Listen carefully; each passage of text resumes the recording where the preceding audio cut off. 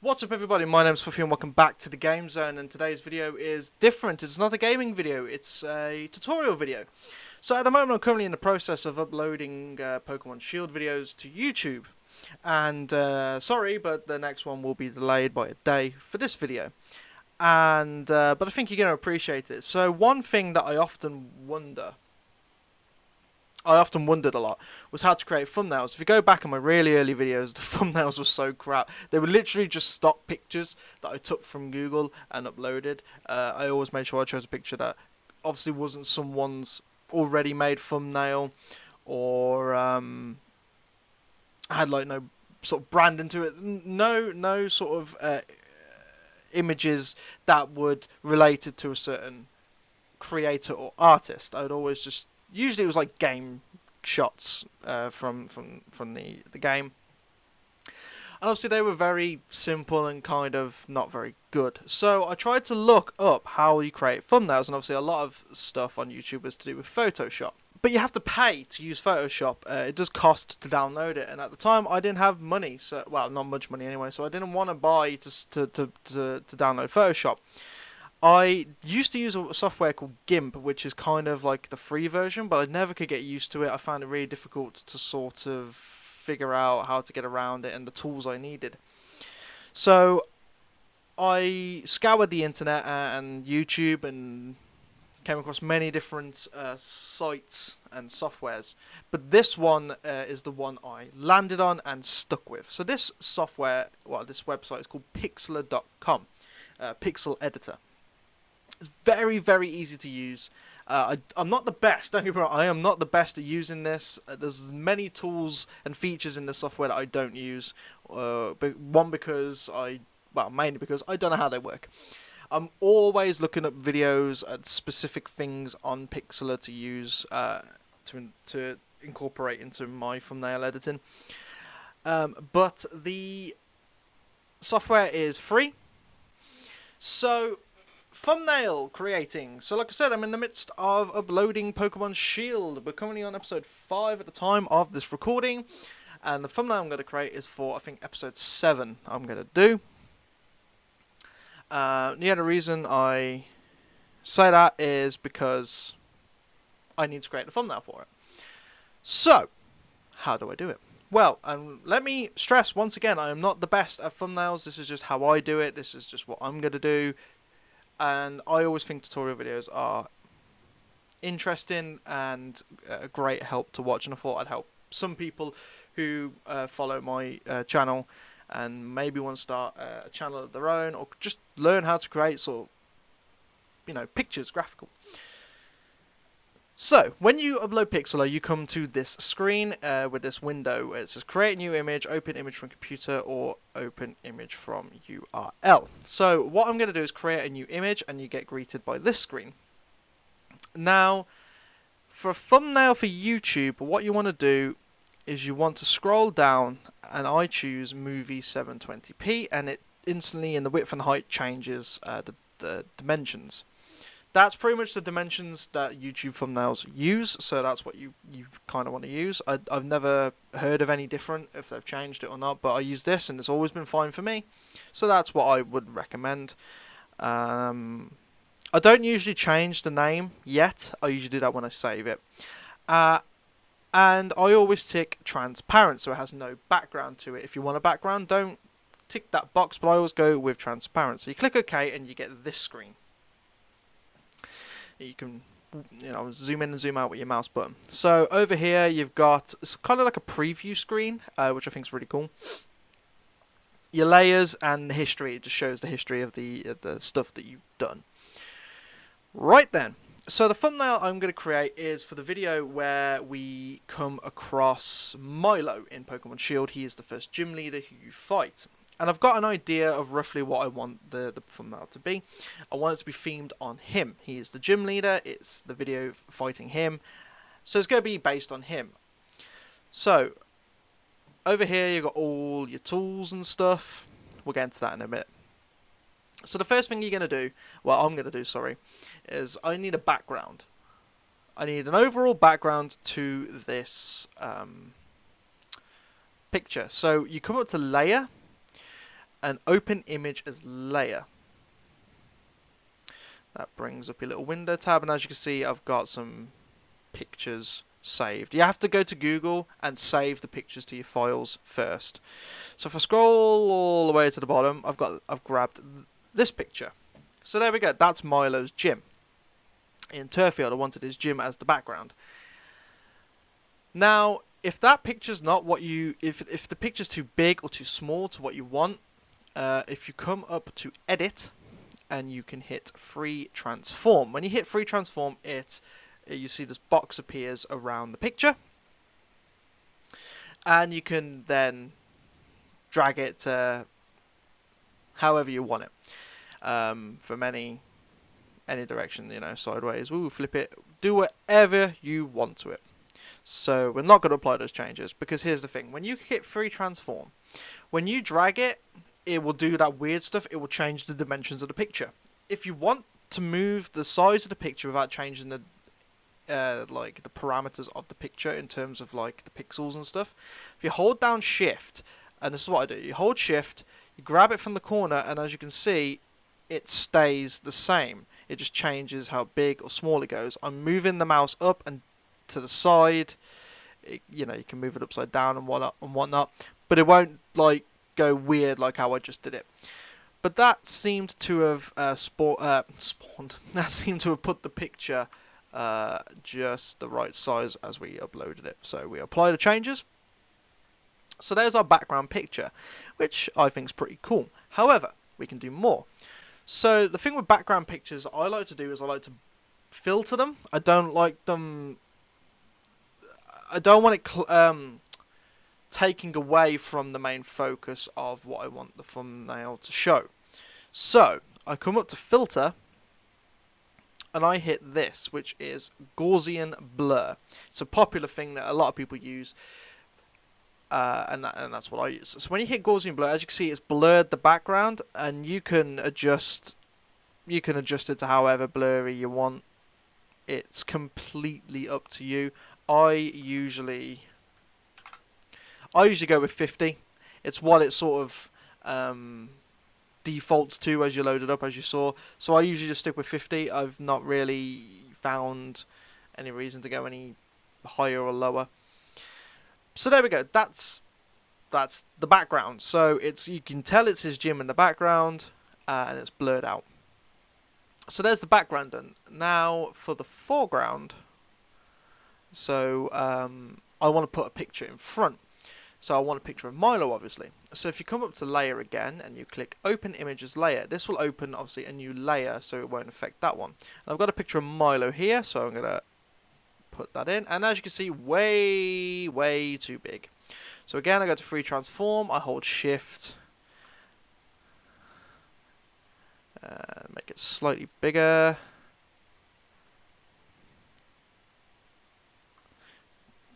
There we go. Apply the changes. So there's Milo. Now, I don't want this background that he's got, because I want, obviously, the background that I've got. And this was a really important tool that I wanted, and that's why I landed on this site. So there are a few different ways you can cut around. You've got a wand tool, which, you know, you click on certain colours, it picks up those colours of an area, and you can delete it if you hold Shift whilst you're doing it, which is kind of cool. It definitely saves time, but when you've got a picture like this where there's loads of different colours, like the grass is all like little bit pixelated textures, it doesn't pick it up as good. So if you come up here, you got the lasso tool, and there's two features to the lasso tool. You've got freehand, or you've got a polygonal, whatever you pronounce it. Yeah. So freehand is easy. So what I'm going to do is I'm firstly going to freehand cut around him. You have to hold the mouse while you're doing this. If you let go of the mouse, it kind of screws it up. So all the way around. Try and get, ooh, nearly got his hat. Trying to get as close as I can to him.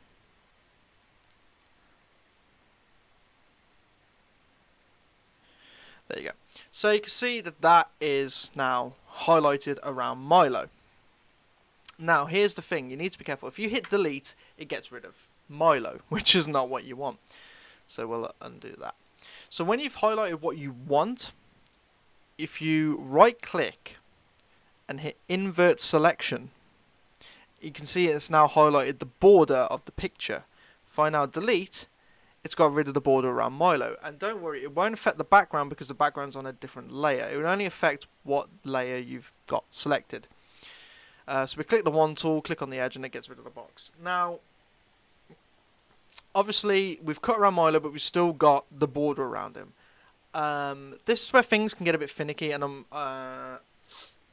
in terms of having a steady hand. So what I'm going to do is I'm going to zoom in, because obviously we want to get cut around him. So very quickly, freehand it. I'm just going to cut around. Yep. Get around that. Don't try and catch anything that I need. So again, got rid of that. And when you when you put in a new line, it will automatically default to delete what's in that circle. If you want to get rid of what's on the outside, you always have to invert it. When you hit invert selection, like I did on the first time, it won't stick to inverted selection. You have to do it every single time. So don't worry about that. And obviously, if it does mess up, you just simply hit the undo button. So cut around. Again, delete. So we've roughly got the basics of how we want it to look. We've cut out the bits behind him, the background, I should say. But obviously, it's still got a lot of background to it. So you can, if you so wish, freehand the entire thing, or if you come to this and you hit this, I can't pronounce the word, polygonal lasso tool. This is the one where if you click, it follows him. It gives you straight lines. So it's not a freehand. And this is how you get a lot more accurate to the picture.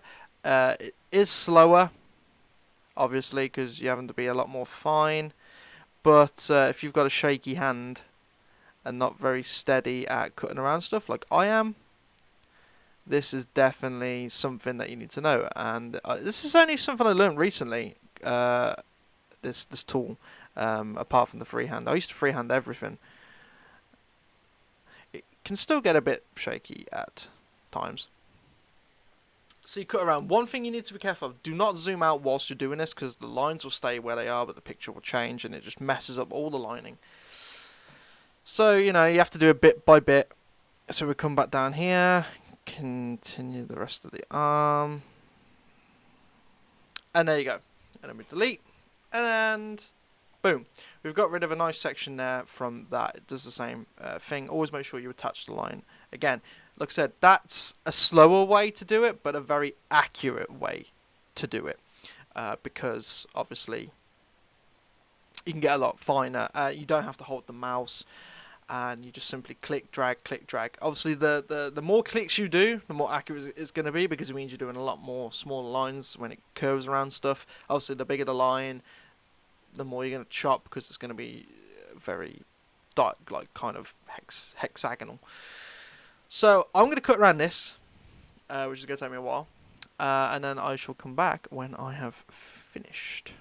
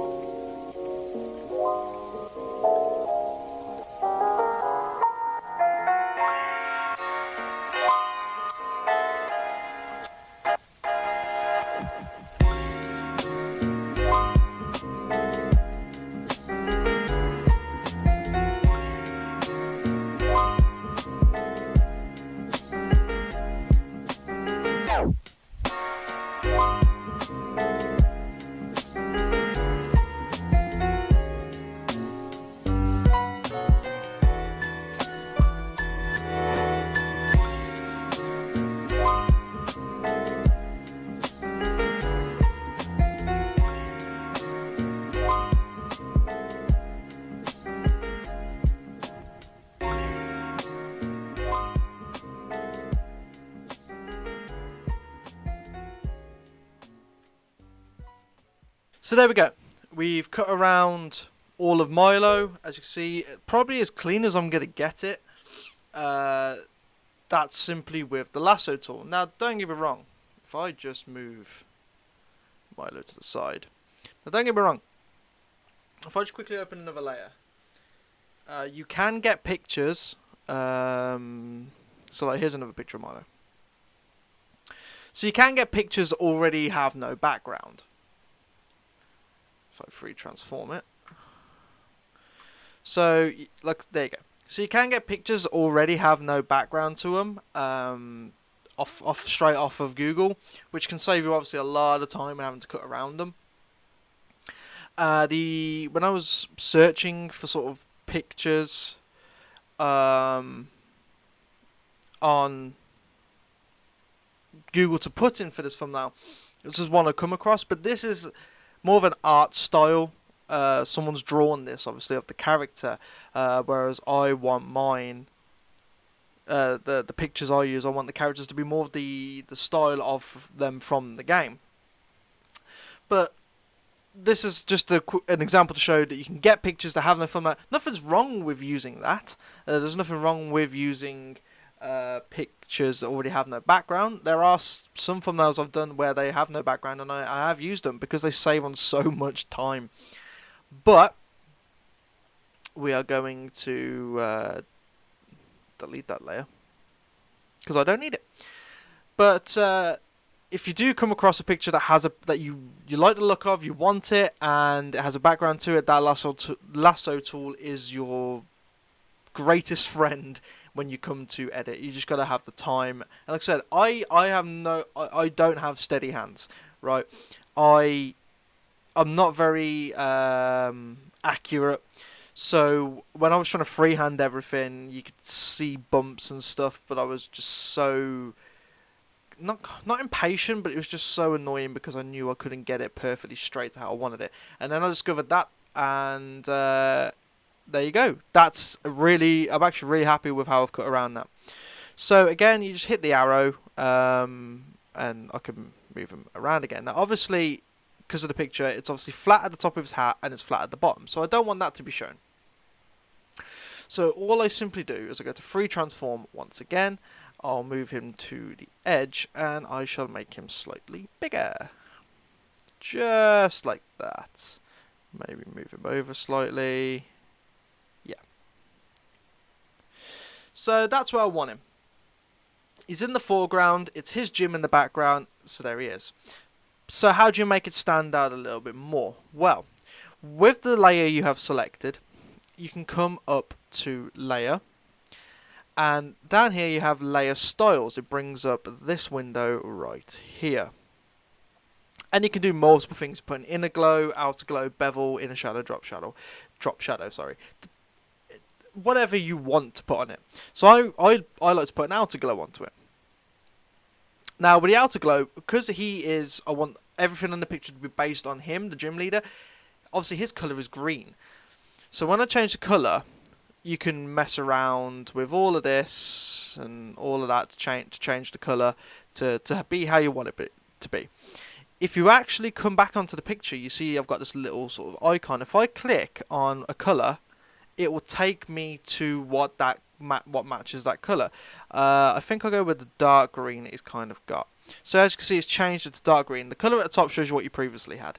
So I just if I click on his shirt, it's going to change it to white. So that's a very handy tool if you want something to be based colour themed and you want it to match that. So I simply click OK. And this is where you can change the hardness, the size, so now you can see the outer glow. So the size, the opacity, how basically faded you want it to be. The hardness, I either usually put it up to full, or probably set it around 5. The size differs. Obviously, you don't want it like that. So I will probably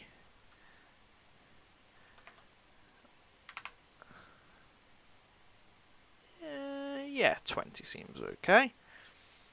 And obviously, if you click inner glow, you can You can see slight. There you go. You can do whatever. If you put something on and you don't want it, just simply click untick it, and then you just hit okay. So there's Milo in front of his gym. His gym's blurred out in the background, so Milo pops, and he's got his colour around him.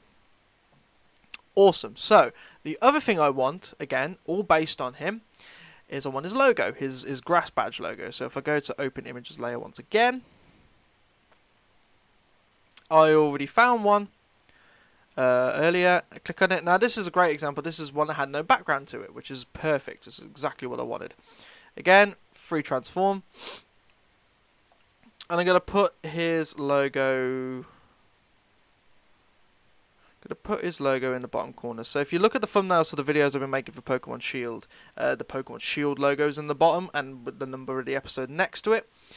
For the gym, I'm going to replace the Pokemon Shield logo and put the grass logo instead. Kind of, that's what replaces it. Make it maybe slightly smaller. There, is that okay? That seems okay. Nah, slightly bigger. There we go.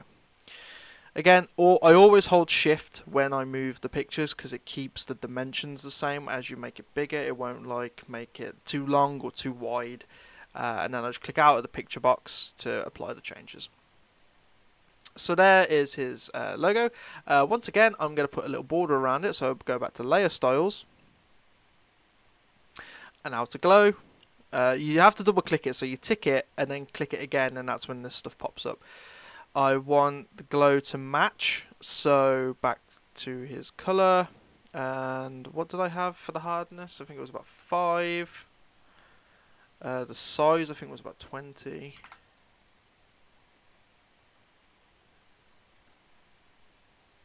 Huh. That doesn't really seem to be showing up. So we are back to layer styles.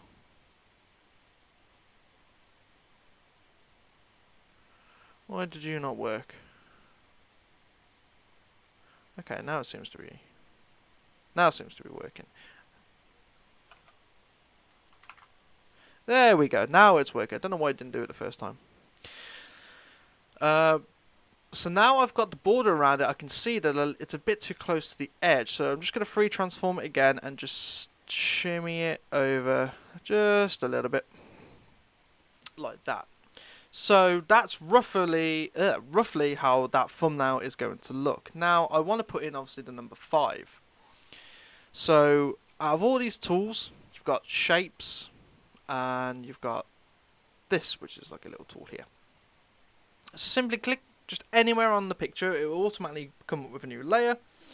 And obviously I'm just going to put number, wait, no, not number 5. Oh God. What number episode is it? Number 7. Number 7. So we go, number 7. And you can change the font. You can change the size. We're going to make it bold. Put it into the middle. Fortunately, I can't. Oh, there we go. There you go. So the font is completely what you want it to be. I'm going to use this Luckiest Guy font. I think it's a well-known font people use. You can add fonts into. That's another great thing. You can download fonts onto the computer, which come into this. Simply just type in the font, or I think there's a website. I can't remember the name. And you can install fonts, and then you have to close this software down, reopen it. You might have to do it once or twice. But eventually it will pop up. So again, the colour. God, let's have a look. What colour? That's a bit too dark, isn't it? We'll just go with that, the sort of lighter green. Size, yeah, in the middle, bold, font, there we go. So that's what the number's going to be. And once again, oh, sorry. When it comes to like letters and stuff, a step you have to do first is something called rasterize layer. and it kind of just puts it into the picture. Kind of, I don't know what it does. I just know you have to do that, and that's when you can then free transform and change it and do whatever you want to it. And same as always, we're going to go back to layer styles,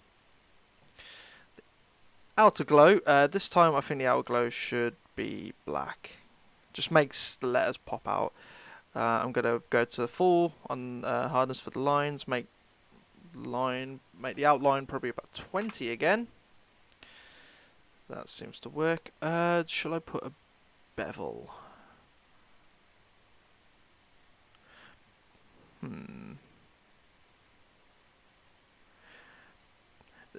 All different tools you can use. I don't usually.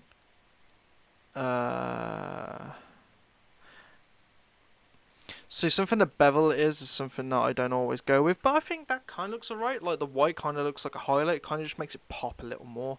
You can put drop shadow onto it, which all just adds to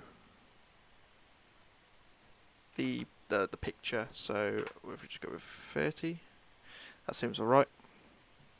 It's all just stuff that adds to the picture, and that's pretty much the majority of the thumbnail done. If I really wanted to, something I used to do quite a lot, so I'll just throw this in there just to show you. If I open a new layer, this one you do have to physically put in new layer for it to do it. I used to click on shapes, and then what I'd used to do is I used to create. I've done it the wrong color. If you come up to this box up here, this is what changes the color of the box. So probably go with his lighter green. That didn't undo. There we go. And what I used to do is sometimes do, I should say, I still do it, is I'll go around the border of the picture in black or white or whatever color I want it to be. So just a very thin border. Obviously it's not equal around because I'm doing it very quickly. And then once again I would go to filter and Gaussian blur, about 50, and OK it, and it kind of just gives a sort of faded border to the picture. And then what I would do is, if I come to the layers over here, is I'd grab Milo and just bring him forward. So he's in front. I might actually keep that, to be honest. It puts him in front of the border, and it just makes him pop. He's in the foreground. So we got obviously the gym as the background, the logo, and the number is kind of the midground, and Milo is the foreground. He's at the front because he's what you want to see. You look at that and you instantly know what's that video is about. You could put words, which obviously like maybe your video title, which I sometimes do, but I'm not going to do it for this one. I think that's enough to come through what I want that video, the thumbnail to be. So there's many other tools, loads of them. I don't know what they all do, to be honest. So once you've got the picture that you want, once you're happy with that, you come up to File. You will say, quickly. If you go to adjustments, you've got all this: brightness, contrast, hue and saturation, and that's where obviously whatever part you've got selected. So currently I'm on Milo's layer. That's how you change colors. So if I go to hue and saturation, I can change them, turn them into wacky colors. However you want to be. You can colorize, and that's when it will just flat out change colors. I could make them all completely all green, to be honest, if I wanted to. And you got color balance, color vibrance, levels, curves, exposure.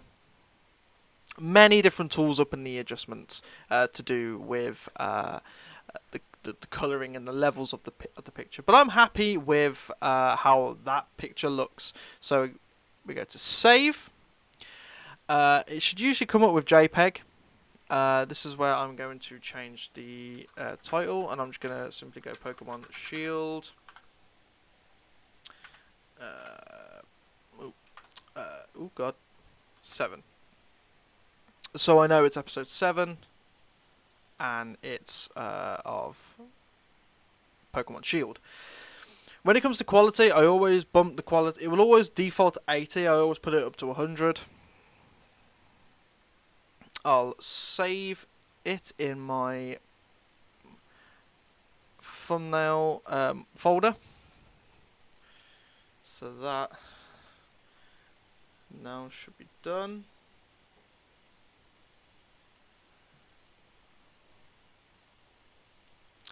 And if I go into my folder, just give me a second here, guys. Is it going to show? There it is.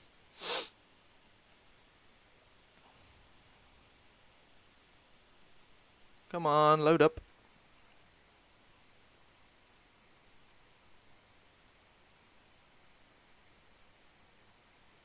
Very slowly.